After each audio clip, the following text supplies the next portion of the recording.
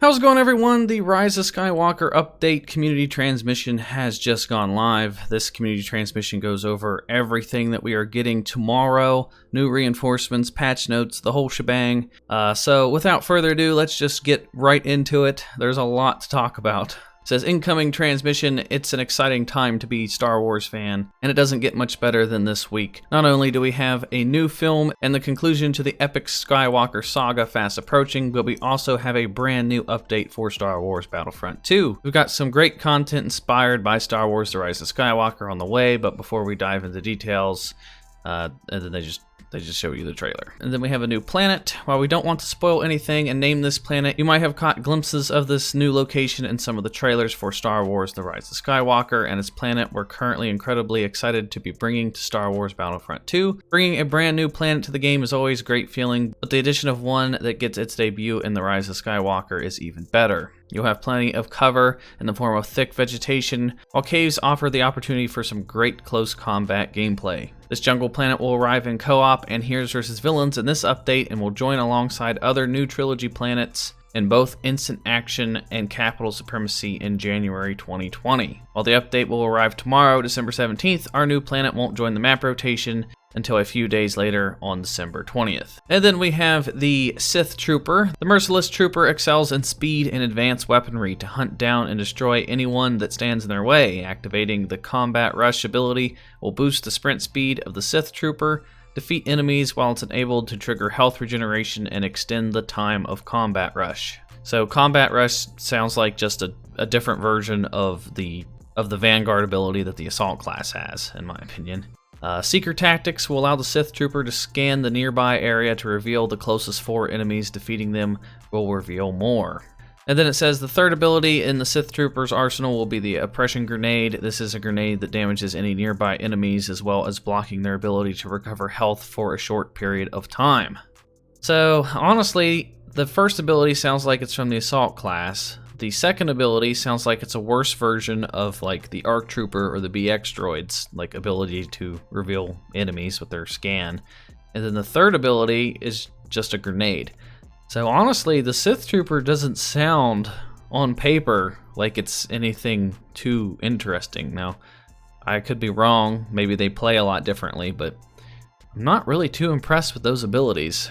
And then moving on for the Resistance, we have the Ovissian Gunner. I'm probably pronouncing that wrong, but it says compassionate and strong-willed. The Ovissian Gunner uses might of both her strength and her modified rotary cannon to combat enemies threatening her Resistance allies. A fearsome sight in combat, and even more so when she activates her charge ability. As she charges forth and slams into her enemies to knock them down, when she's not on the offensive, she has the ability to activate Defensive Stance, which instantly cools her modified Z6B rotary cannon, and any damage dealt replenishes her health for both her and her nearby allies. Then for her third ability, she switches her modified Z6B rotary cannon into anti-armor mode, gaining increased efficiency against both shields and vehicles. Alright, so she has a charge ability where she slams into the enemies and knocks them down. That sounds kind of like a Dengar attack from like the first game, or a shoulder charge from Han. And then Defensive Stance just instantly cools her thing. It's kind of like a Siphon ability that the Cologne Commando has. And then she has anti-armor mode. So this character actually sounds like, to me, they're going to be pretty fun to play. So I'm actually kind of excited to test that one out. I'm more excited for this one over the Sith Trooper so far. And then we have the First Order Jet Trooper.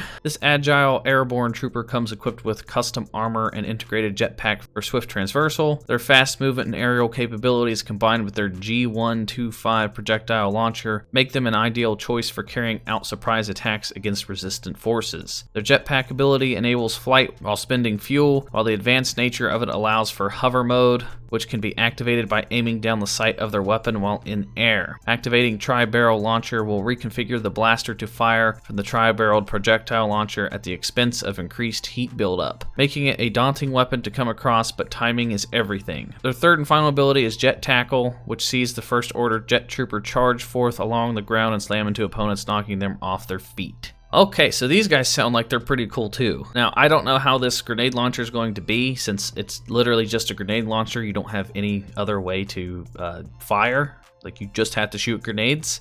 So that could be fun. I mean, we'll have to wait and see. Kind of wondered just how cool their jetpack actually is. Like, I wonder if they're comparable to Boba Fett in any way. And then the jet tackle just sounds like another ground slam, kind of like Chewbacca or another shoulder charge or something. So, but these abilities, like this character, actually seems like the most unique out of all of them so far. And I'm more excited for this one over the Sith Trooper as well. And then we have the Capex Spy or Capex Spy. I don't know how to say that one either. It says the spy operates fearlessly behind enemy lines, armed with his GLIE-44, which is the same blaster that Finn has. He specializes in hand-to-hand combat and cunning use of gadgetry. Close proximity to an enemy will prove to be the opportune time to activate the truncheon attack ability. Doing so will hit an enemy with a series of blunt force melee strikes with his truncheon. These strikes can also be chained into a powerful third strike, which will knock an enemy to the ground. So that's basically just like the BX droid's melee attack. And then the scanner beacon will allow the Capex Spy to deploy a decoy that relays enemies' locations and disrupts their scanner to display a false enemy. If deployed outdoors, it can be used to call in a remote bombardment. While a specialist in hand-to-hand combat, the rapid-fire ability gives the Capex Spy the option to overload his blaster and rapidly fire it with maximum damage output. Okay, so you have a rapid-fire ability, kind of like overload for the other reinforcements. I don't really understand what this scanner beacon is. It says it deploys a decoy, but also can be a bombardment. Like, so is it a bomb or is it a decoy? Or I don't know. That sounds like the most unique ability out of all of them. So it sounds like a mixture of the BX droid with an overload ability, and then depending on how good that scanner beacon is, I mean, that could be pretty cool too. So all these reinforcements sound cool. I can't wait to test them out in the Battlefront. I mean, I will have videos up for all these new reinforcements tomorrow. I'll show gameplay for them, so stay tuned for that. But moving forward, we have hero appearances. Also coming this update, we will have new appearances, each for Finn, Rey, and Kylo.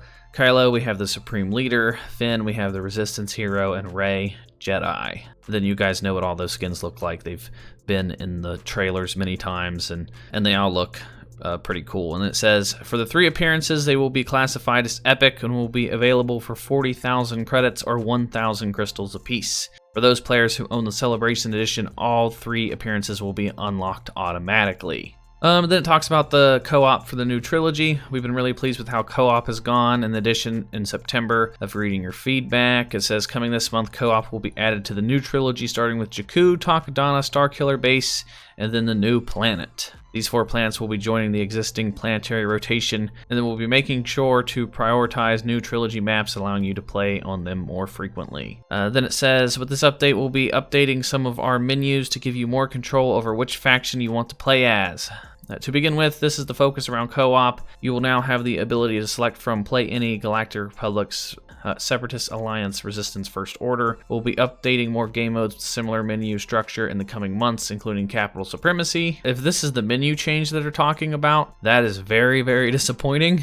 I could care less about choosing the era in co-op. Doesn't matter to me whatsoever. I was excited to like choose my era in Galactic Assault and Capital Supremacy. Like, that's the most popular modes is like Galactic Assault. So who cares? Like that, I'm so disappointed with that. I couldn't, I hope that's not the case. Then we have mark objectives. We're introducing a new feature to allow you to mark objectives. This will allow anyone who is playing as a trooper, reinforcement, or hero to press an assigned button when aiming at an in-world objective in both co-op and Capital Supremacy. We all know the troubles we face when getting your squad to play the objectives, and we cannot guarantee the new mark objective feature will fix that, but it will at least help you coordinate with your squad a bit more. As once the objective has been marked, we will signal to your squad that it should be the focus of their attention. Should more than one person mark the same objective, a number will be displayed to indicate how many marks it has. And then it just gives a little bit more in depth about that. Then we have messaging updates. When affected by Sith Trooper's oppression grenade, you are blocked from healing in any way for a period of time. During this time, your health bar will get a diagonal striped treatment to signal that there is that this is in a blocked state. Then we have dimming of weapon crosshairs. So there's basically just saying that there's a bunch of UI changes and stuff. Then we have Boba Fett tweaks. This is interesting. It says, with the release of the First Order Jet Trooper, we are tweaking Boba Fett to closer resemble some of the new mechanics introduced. Okay, so they're getting a complete overhaul to Boba Fett.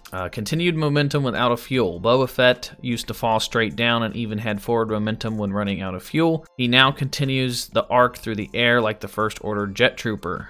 They show jetpack fuel bar near the crosshair. This makes it easy to always see the critical piece of information. As a side effect, we move the position of the camera a bit further to the side. It will not overlap with Boba Fett's fuel bar. Then able to fly when pressing the jump button. Boba Fett, like the First Order Jet Trooper, can now also fly by holding the jump button. And then, so they're basically just saying that you can't crouch by accident. Then you can now regenerate fuel while doing normal jumps. Then they just did visual and audio tweaks, like the jetpack has a small flame and stuff. Then they're tweaking Bosk. They tweaked the fire input block duration while activating Bosk's abilities. He will now have a short fire input block while throwing Deoxys Grenade. This is to ensure he cannot fire while deploying these things.